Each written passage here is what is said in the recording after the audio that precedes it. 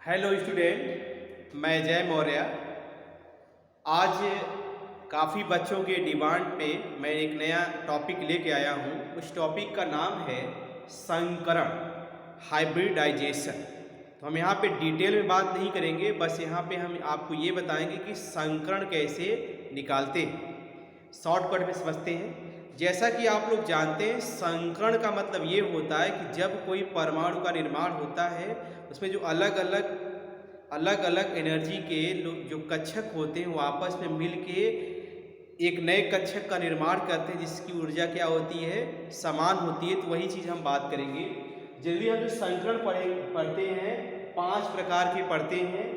sp संकरण पढ़ते हैं, sp2 संकरण, sp3 संकरण, sp3d संकरण और sp3d2 संकरण। अगर हम परिभाषा की बात करें तो sp संकरण का मतलब ये होता है कि जब एक s कक्षक और एक p कक्षक आपस में अतिव्यापन करते हैं तो दो नए कक्षक का निर्माण होता है। इस प्रकार के संकरण को हम बोलते हैं sp संकरण। इसकी ज्यामिति जो होती है लीनियर होती है, अर्थात रेखी होती है। इनके बीच का जो बंध कोण होता है 180 डिग्री होता है। sp2 संकरण की अगर हम बात करें, जब एक s कक्षक दो p कक्षक आपस में अतिव्यापन करते हैं, 3 नए कक्षक का निर्माण होता है, जिसकी ऊर्जा लगभग समान होती है। इस प्रकार के संकरण को sp2 संकरण कहते हैं।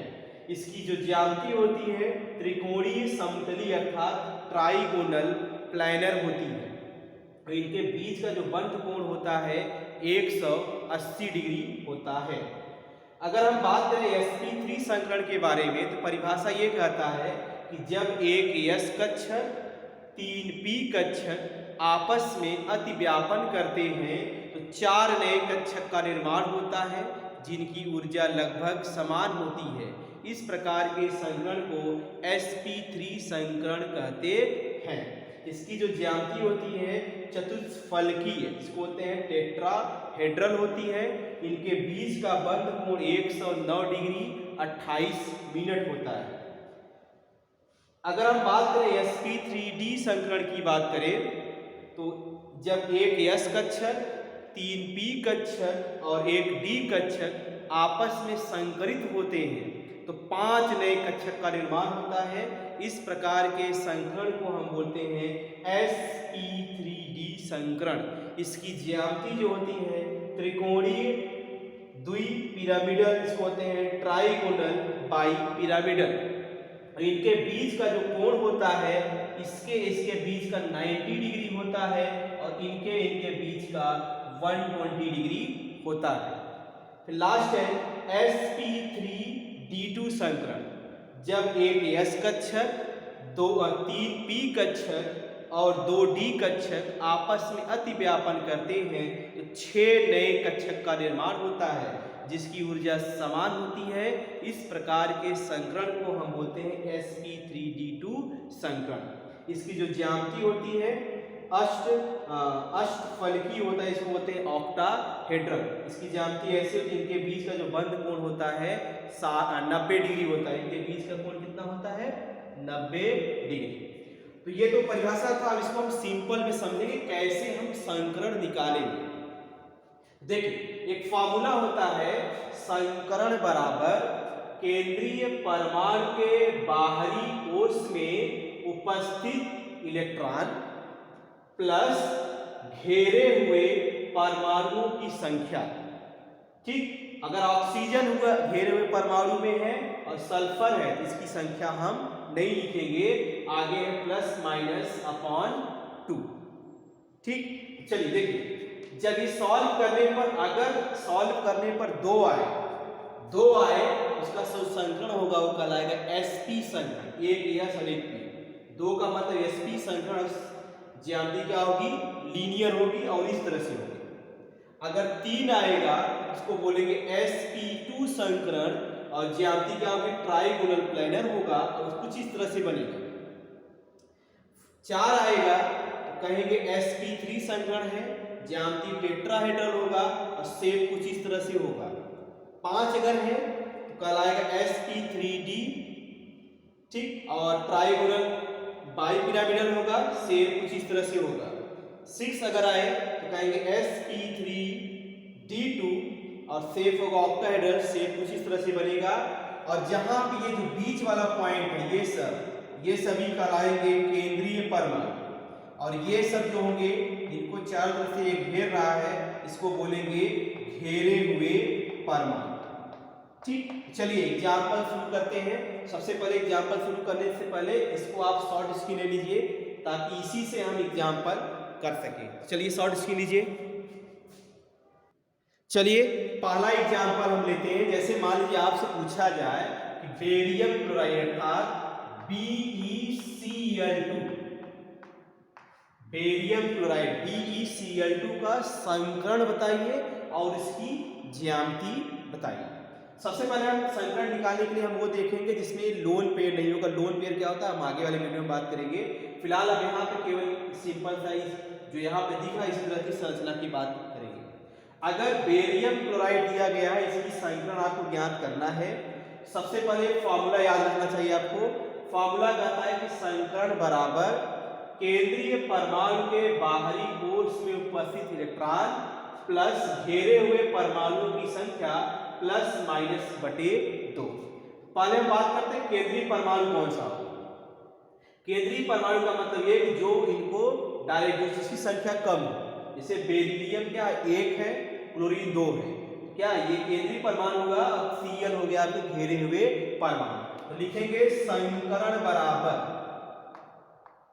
संकरण बराबर, ये फॉर्मूला हम यहाँ पे पूरा नहीं लिख रहे हैं। संकरण बराबर क्या है, केंद्रीय परमाणु के बाहरी कोश में उपस्थित इलेक्ट्रॉन। केंद्रीय परमाणु क्या है Be है, और Be के बाहरी कोश में इलेक्ट्रॉन आपको पता करना पड़ेगा। तो आप यहाँ पे एक समस्या आ गई कि इलेक्ट्रॉन कैसे हम निकालेंगे। जैसे कि हम जानते हैं बोरान बेरिलियम जो होता है परमाणु क्रमांक 4 होते हैं, परमाणु विन्यास करेंगे 2 और 2 आएगा। वायतन कक्षीय इलेक्ट्रॉन हो गए 2 हो गए, ठीक है। अब समस्या यहाँ पे ये आ गई कि हम कैसे इलेक्ट्रॉन को पता करेंगे कितने इलेक्ट्रॉन किस कोश में हैं।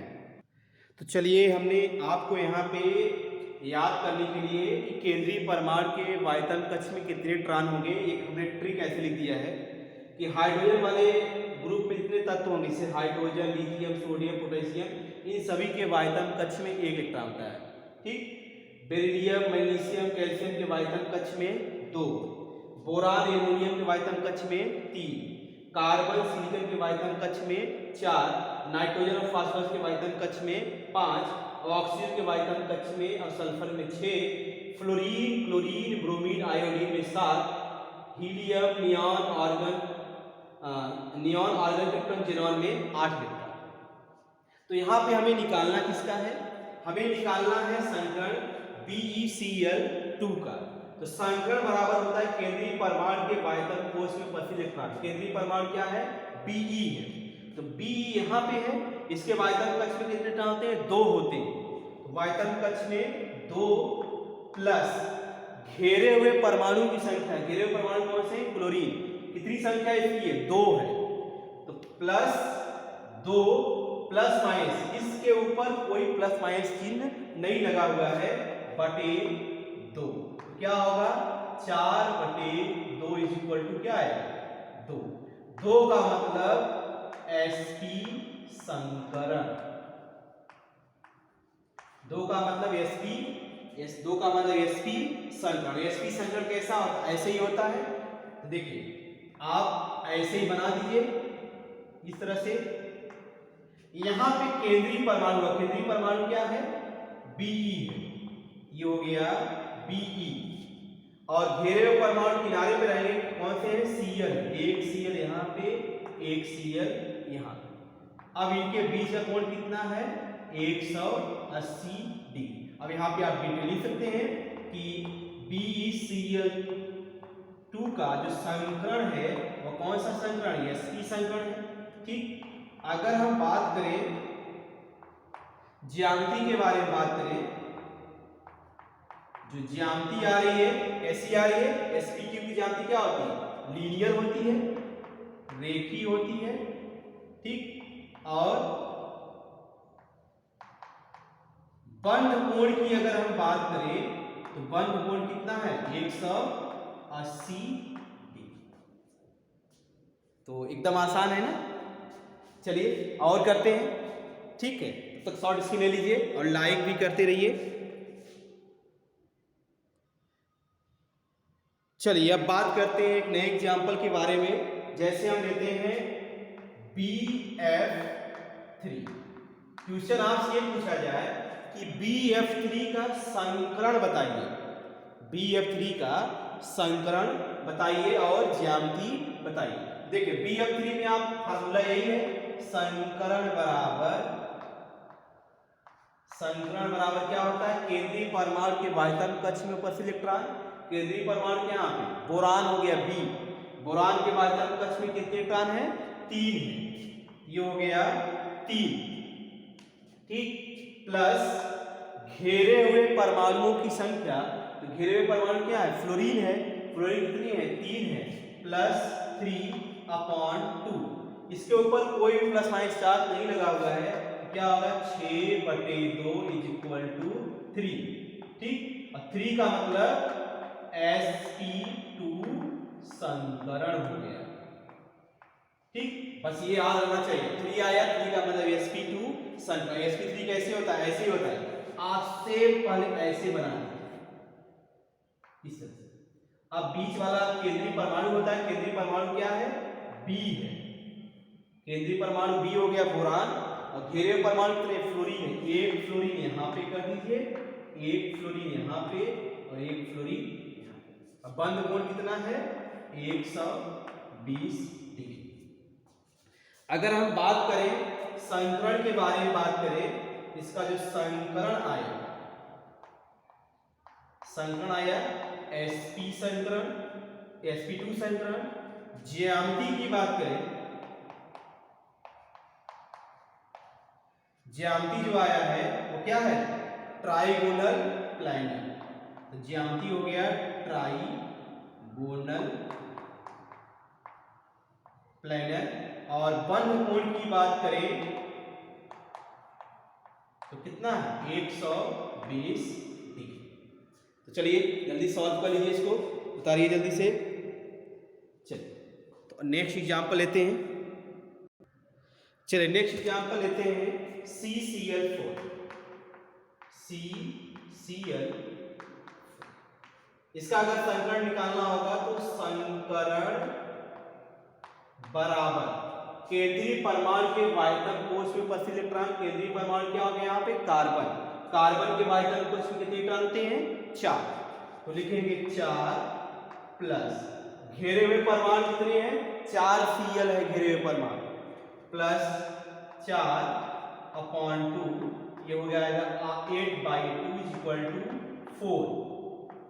और 4 का मतलब क्या होता है, 4 का मतलब sp3, ये हो गया sp3 संकरण, ठीक। और sp3 कैसे होता है, ऐसे होता है, आप जैसे पहले वैसे बना लीजिए, ठीक। यहां पे क्या होगा केंद्रीय परमाणु क्या है C है, कितने Cl है, एक Cl यहाँ पे, एक Cl यहाँ पे, एक Cl यहाँ पे, एक Cl यहाँ पे।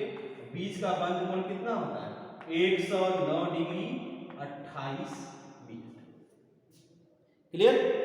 अब वही सेम लीजिए, संकरण क्या हो गया, संकरण आया आपका sp3, ज्यामिति जो है टेट्राहेड्रल,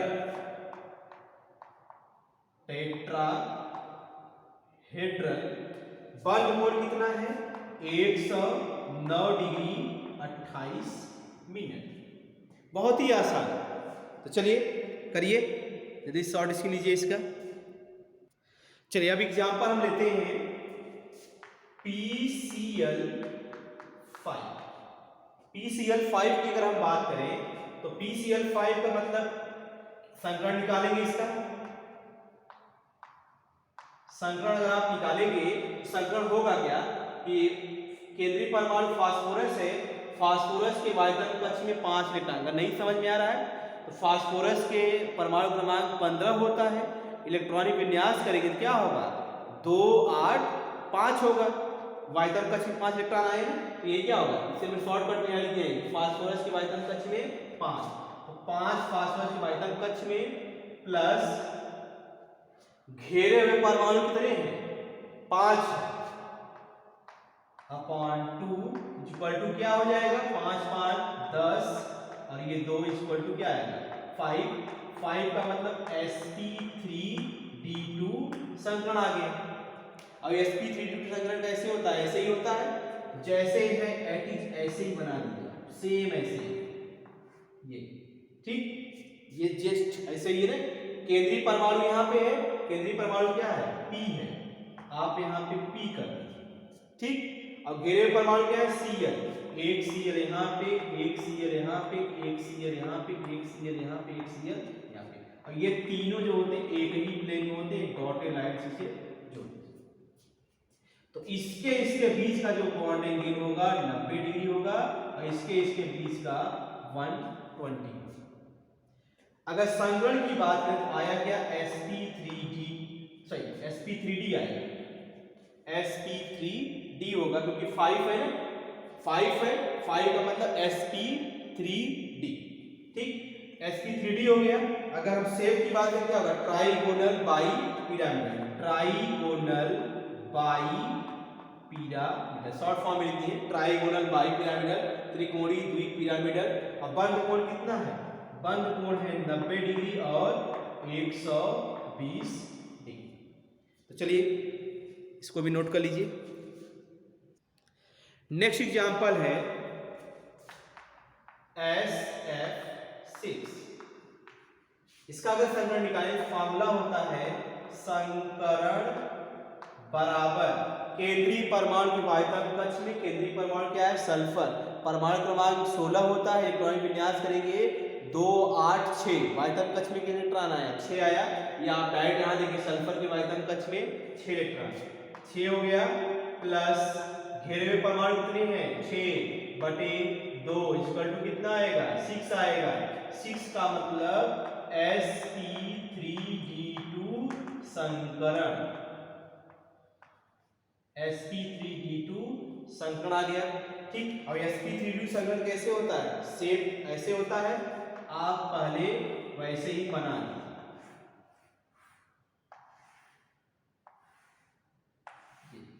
ठीक। अब केंद्रीय परमाणु यहाँ पे क्या है, सल्फर है, ये केंद्रीय परमाणु हो गया। अब फ्लोरीन क्या है, घेरे हुए परमाणु, एक यहाँ पे 2 3 4 5 6, और सबके बीच का जो बॉन्ड एंगल होगा 90 डिग्री होगा। तो संकरण sp6 का आ गया, SF6 का आ गया sp3d2, ज्यामिति है ऑक्टाहेड्रल, क्या है, ऑक्टाहेड्रल, बंद कोण कितना हो गया 90 डिग्री हो गया, ठीक। तो और एग्जांपल लेते हैं, जैसे अब हम एग्जांपल ले रहे हैं CO2 का संकरण बताना है, CO2 का संकरण, ठीक।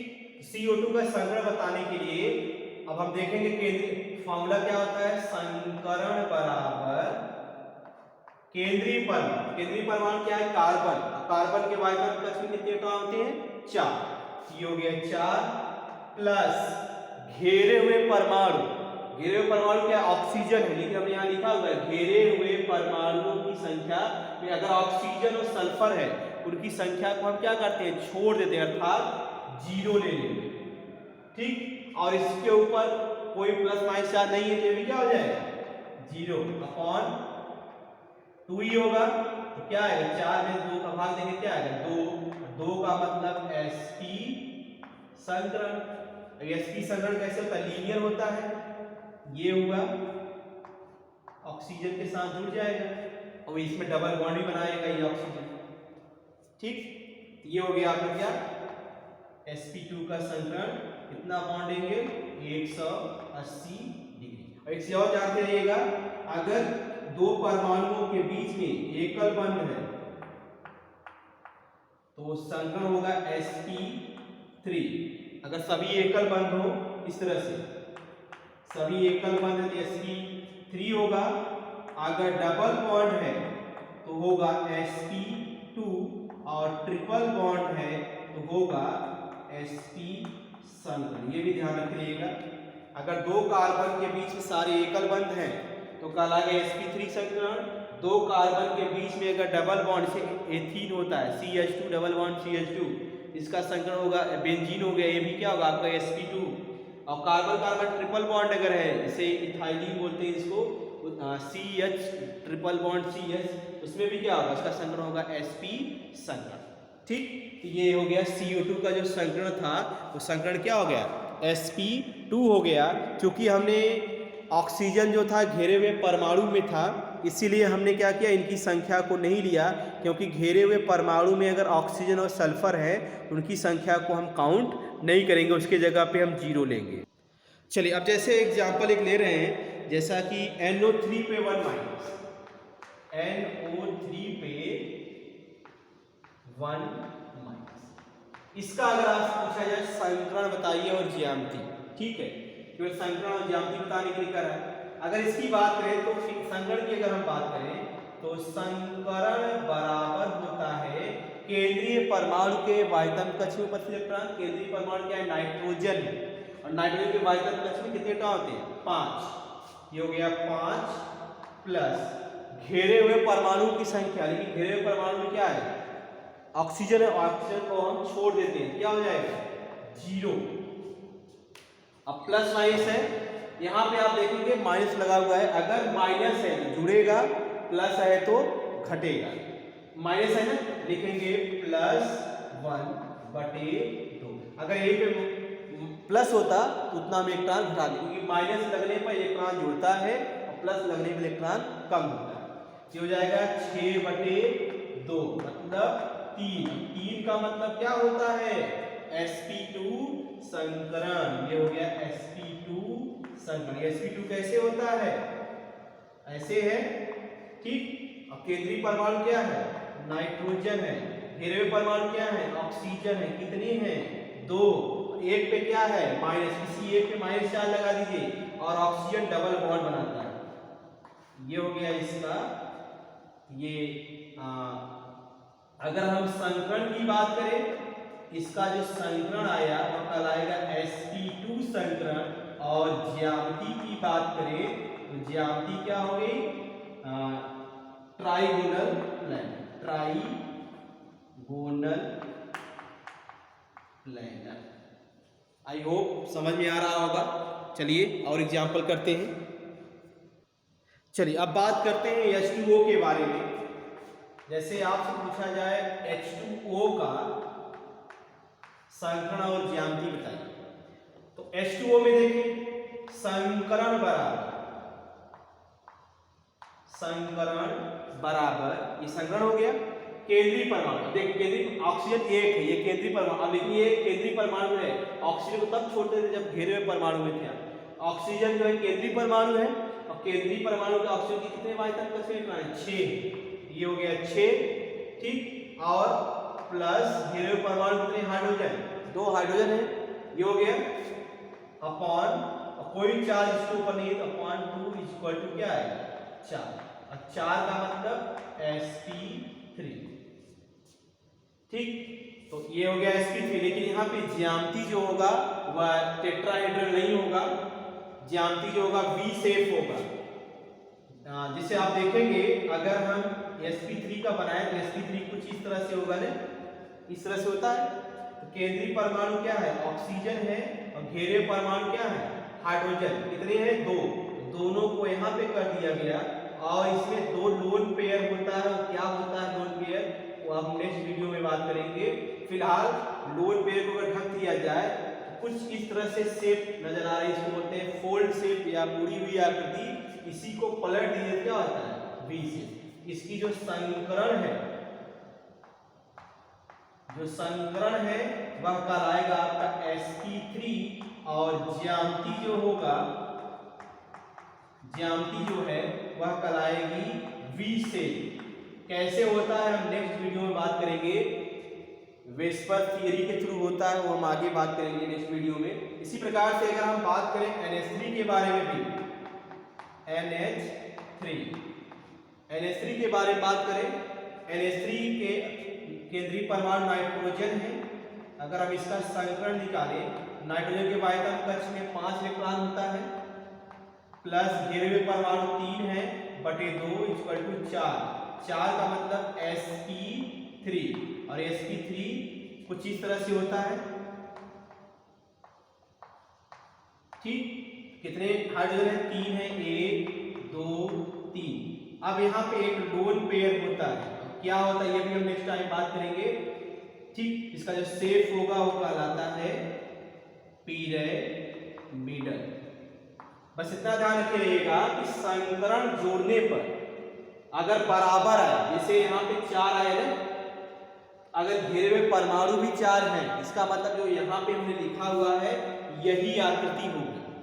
ठीक, अगर नहीं है, जैसे यहाँ पे 4 आ गए, घेरे हुए परमाणु 4 नहीं है, इसका मतलब इसमें लोन पेयर है। लोन पेयर आने की वजह से उसकी जो ज्यामिति होती है बदल जाएगी, समीकरण वही होगा, ज्यामिति क्या हो जाएगी?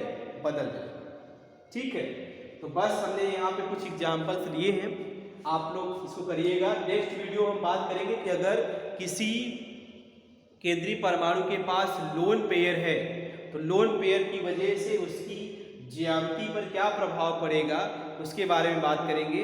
चलिए, आप लोगों को डिमांड पे हमने ये लिया हुआ है, तो ज़्यादा से ज़्यादा आप लोग लाइक करिए और शेयर करिए ताकि लोगों के पास पहुंच सके, उनकी समस्या का समाधान हो सके। Okay, thank you.